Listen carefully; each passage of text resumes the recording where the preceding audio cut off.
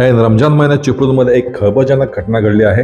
येथील तरुण नगरसेवक साजिद सरगुरो यांच्या चालकाला 3 ते 4 जणांनी सोमवारी रात्री बेदम मारहाण करून ठार मारण्याची धमकी दिली असल्याचे समजते. मारहाण करणाऱ्यांमध्ये एका महिलेचाही समावेश आहे, असे कामथे उपजिल्हा रुग्णालयात उपचार घेत असलेल्या या चालकाने आज प्रसारमाध्यमांजवळ बोलताना सांगितले. मात्र त्याला ही मारहाण का झाली, यामागचे मूळ कारण काय, गाडीत कोंबून नेल्यानंतर मारहाण करणारी ती महिला कोण, मारहाण करताना संबंधितांना कोणाचा सातत्याने फोन येत होता, याची माहिती पीडित फैजान करजीकर याने पुढील प्रमाणे दिले. तुझं नाव सांग आणि तुझ्याबद्दल काल प्रकार झाला, तुला मारहाण कुठे झाली, डोळ्याला वगैरे काय, सगळं व्यवस्थित सविस्तर सांग. माझं नाव फैजान अब्दुल कादीर करजीकर. मी राहणार मजरेकशी, चिपळूणमध्ये. मी काल संध्याकाळी शेठच्या बोलण्यावर मी गेलो. शेठ कोण? माझे शेठ साजिद सरगुरो, नगरसेवक. नगरसेवक. ते फॅक्टरीमध्ये मी चावी घेऊन घरात. त्यांच्याकडे तू काय काम करतो? मी ड्रायव्हर आहे त्यांच्या इथे. किती वर्ष? आत्ता 1-2 महिने झाले. ओके. तर मी त्यांच्या घरातून चावी घेऊन आलो फॅक्टरीची. टाल्याला चावी लावली आणि मागनं इनोवा गाडी आली. त्यातनं अमान नारकर, ताबिश पेचकर आणि समीर पेचकर हे उतरले गाडीतनं. हे कोण आहेत सगळे? हे माझ्या बायकोचा मामा आहेत 2, समीर पेचकर आणि ताबिश पेचकर. ते गोलकोड रोडला राहतात. आणि अमान नारकर हे राहतात खेडमध्ये. ओके, आता बोला. ते त्यांनी अमान नारकरने माझा टोन धरला असं, आणि समीर पेचकरने आणि ताबिश पेचकरने पाय धरून मला जबरदस्ती गाडीत टाकलं. मी बोलायला मला काय समजत नाही, माझं टोन टाकलं, मी काय बोलणार. त्यानंतर मला तिथनं गाडी वर गेली लाईफकेअरमध्ये, लाईफकेअर मार्गे. तिकडनं गाडी तशी निघून मला तिथनं जे मारहाण चालू केला नाही, प्रत्येक step by step driver change होत जात. कधी समीर चालवत, कधी ताबीज चालवत, कधी अमान नारकर चालवत, असं हे करून करून मला मारहाण करत अशी गाडी इथनं ह्या मार्गे, पाग मार्गे, आपल्या बहादूर शेख मार्गे डायरेक्ट सवत साऱ्यावरनं गाडी युटर्न झाली. तिकडनं युटर्न होऊन गाडी वालोप्यात आली. तिथनं मुस्कान आली, मुस्कान दलवाई, ती गाडीत बसली. मग तिनं पण नंतर मारहाण केलं. मग असं मग ते स्टेप बाय स्टेप त्यांचं ड्रायव्हर चेंज होत जाते. 3 जण, अमन नारकर, कधी समीर पेचकर, कधी ताबिश पेचकर, असे हे होऊन ते लोक मला मारहाण करत. त्यात ती मुस्कान पण मला मारहाण करत.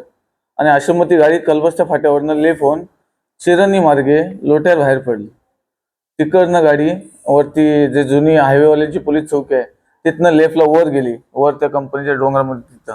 तिथं पण मला मारहाण केल्याने. आणि तिथं जाऊन तिथनं मला परत तिथं मारहाण करून मला बोलत होता अमान नारकर आणि ताबिश बोलत होता की ट्रान्सफॉर्मर त्यासमोर तुला मी करंट देईन आणि तिथेच तुला जाळून मारून ठार मारून टाकेन तुला. मी घाबरलो, आणखीन मी घाबरलो. मग तिथनं मी काय केलं, मला तिथं परत मार केली, लात बुक्की मारला नाही. तिथनं मला परत गाडीत टाकला नाही. आणि ताबिश पेचकरनं सीट मागणं काय काढलं ते मला समजलं नाही. दांडूसारखं काय होतं काय नाही ते मला कळलंच नाही. ते माझ्या इथं मारलं. इथं मारल्यानंतर मला लय एकदम हे व्हायला लागलं. मग तिथे लपवलं त्यानं, मला समजलंच नाही काय होतं ते. आणि नंतर मला ह्या डोळ्यासमोर पूर्ण अंधार आला. त्यानंतर मग समीर गाडी चालवायला बसला आणि अमान नारकर मागे बसला लेवलच्या ह्याच्यामध्ये, लेवलच्या एक्सप्रेस मध्येच. आणि नंतर मग अमान नारकरनं ते दांडू ते परत करून तेच माझ्या इथं मारलं.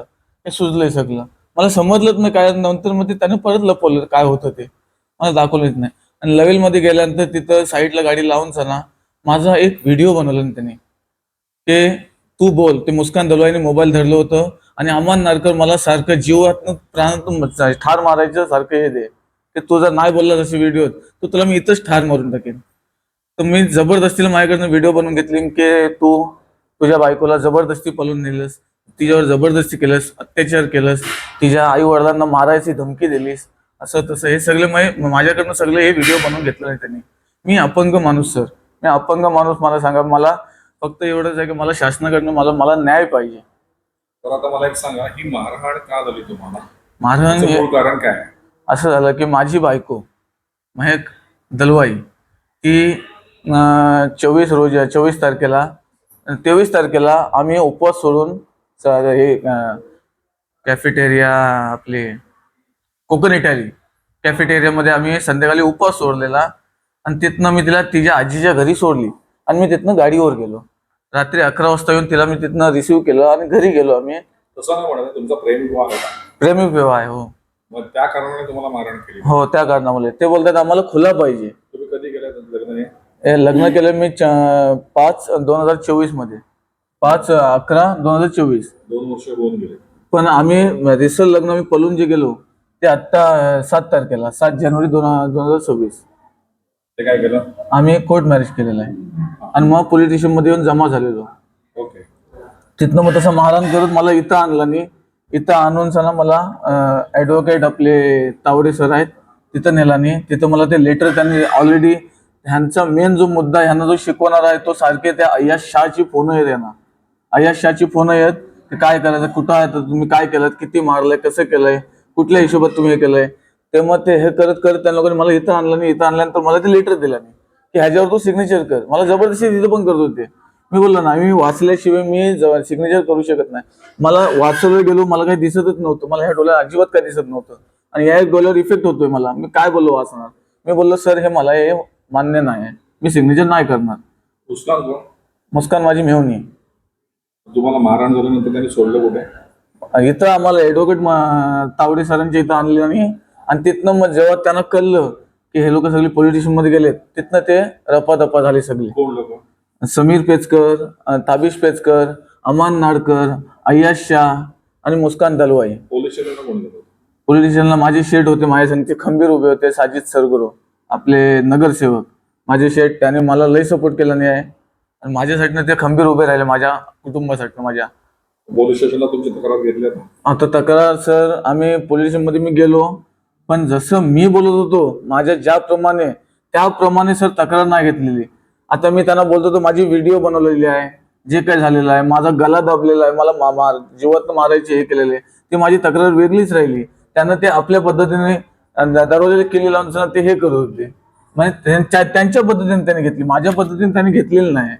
तो मारहाण करताना जो व्हिडिओ बनवला त्याच्यामध्ये नक्की काय तुमच्याकडनं वधवून घेतलं त्यांनी? बोलून घेतलं माझ्याकडनं असं बनवून घेतलेलं आहे की अमान नाडकरनं मला मागणं लाथ घातला आणि बोलला जर तू असं नाही बोलला जसं आम्ही बोलतो तसा तर आम्ही ते तुला इथंच मी तुला तिची जीवातनं ठार मारून टाकेन.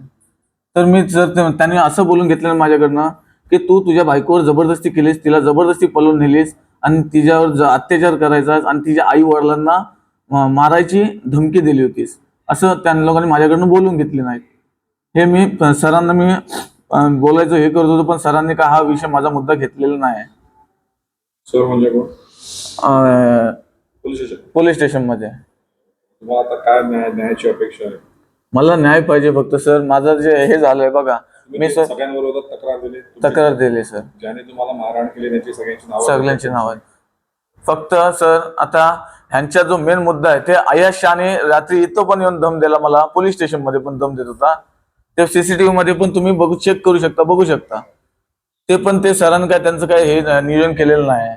त्यानंतर सर आम्ही इथं हे झाल्यानंतर आम्ही फक्त मला एवढंच आहे सर, मी अपंग माणूस आहे, मी हँडिकॅप माणूस आहे, मला पोलीस निरीक्षण करणं मला न्याय भेटायला पाहिजे बस. मी हँडिकॅप माणूस आहे, मला एवढंच फक्त कळतं. कारण उद्या जर मी सर कुठं निघालो, कारण त्याने अगोदरच सांगितलं ना तू केस कर किंवा काही कर, तू जिथं भेटशील तिथं तुला ते जीवातनं ठार मारव. मी आता मी हॉस्पिटलमध्ये पण मी भियालेलो आहे की इथं पण येऊन ते मला ठार मारू शकताय. तुम्ही तक्रार केला त्यानंतर पोलिसांनी तुम्हाला काय सांगितलं? पोलिसांनी काय सर मला ते हे दिले नाही, फाईल दिली नाही. पण जशी मला तक्रार हवी होती तशी त्या लोकांनी घेतली नाही. त्यांनी आपल्या पद्धतीने तक्रार त्यांनी नोंद केलेली आहे, माझ्या पद्धतीने तक्रार नोंद केलेली नाही. सही केलं त्याच्यावर? मी सही केली सर. आता काय करणार सर, ते बोलते तुम्ही जर हे नाही केलं, सही नाही केलं तर आम्ही ते काय करणार. मग तुमच्या मनाविरुद्ध घेतलं ना? मनाविरुद्ध घेतलं. तुम्ही सही का केली? आता मग काय करणार सर, आता जर मी जर हे नाही केलं तर मग उद्या मला शेवटी हे करणार, मला शेवटी धोकादायक आहे ना. म्हणून मी बोललो आता माझ्या मनाप्रमाणे नाही झालं तर काय करू. उद्या जर हे लोक इथं पण येऊन जर मी बाहेर इथनं पोलीस स्टेशन बाहेर पडलो, मला जर मारलं नाही तर मी काय करणार सर. दरम्यान या प्रकरणी चिपळूण पोलीस आता नेमकी कोणती भूमिका घेणार याकडे सर्वांचे लक्ष लागून राहिले आहे.